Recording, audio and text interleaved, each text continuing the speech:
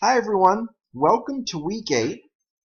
For week 8 we're going to be looking at concepts of international trade, looking at exchange rates, fluctuations in exchange rates, tariffs, quotas, and the impacts of these on our economy. For this week we're going to be reading chapter 16 and chapter 21. You'll have discussion board, which the first post is due by Thursday, and your 2 peer responses are due by August 7th. The final exam is due by Sunday. The final exam will consist of multiple choice questions, 40 multiple choice questions covering all the topics that we've covered in the course.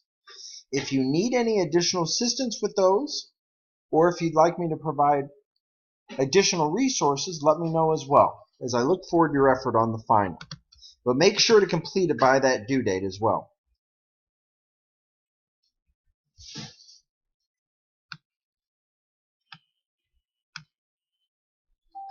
Now, we're going to look at exchange rates and international capital flows.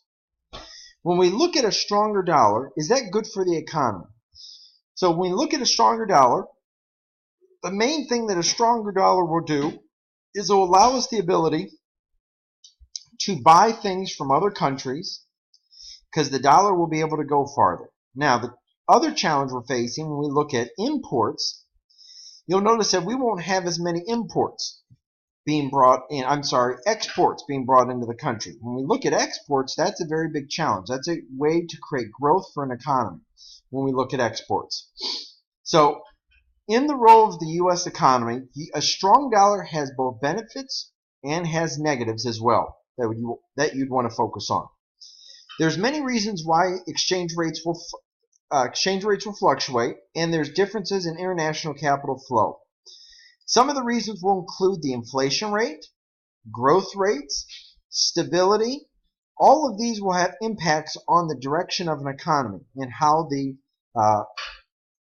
appreciation and depreciation will work.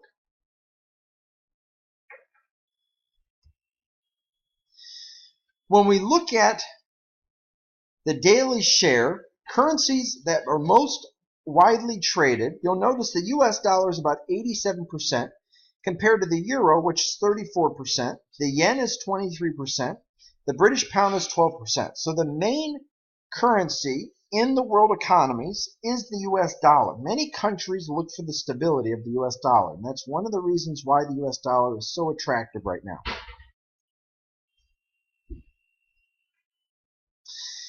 One of the reasons why is this called FDI, which is foreign direct investment. Foreign direct investment is looking at purchases from countries for various assets. You'll notice when a country has stability, the foreign direct investment will be very important because countries will want to invest in other countries that have assets that are very attractive for them to invest in.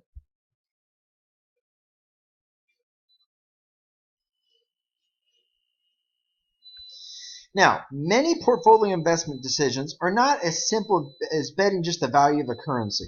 Instead, you're looking at trying to protect yourself from movements in exchange rates. You'll notice that many fluctuations with trading will be based off this exchange rate as well. Now, demand for the US dollar comes from various things. One of the reasons is exporting. So a U.S. exporting firm that earned foreign currency and is trying to pay U.S.-based expenses. What's going to happen is a foreign firm that sold imported goods in the U.S. now earns U.S. dollars and is trying to pay expenses incurred in its home currency. There's many participants in the exchange rate model. You'll notice that we have an appreciating exchange rate and depreciating exchange rate. And an appreciating exchange rate is where a currency increases in value compared to another currency, whereas a depreciating currency is where one currency depreciates in value compared to another currency. When we have an appreciating currency will cause the currency to increase. And when it increases, you're able to export more. You're able to import more because you're able to buy more goods and services. When a currency depreciates, you'll notice that depreciating currency will cause more exports to be stimulated in an economy as well. I appreciate all your efforts in the course. If you need additional resources, let me know, but I wish you the best.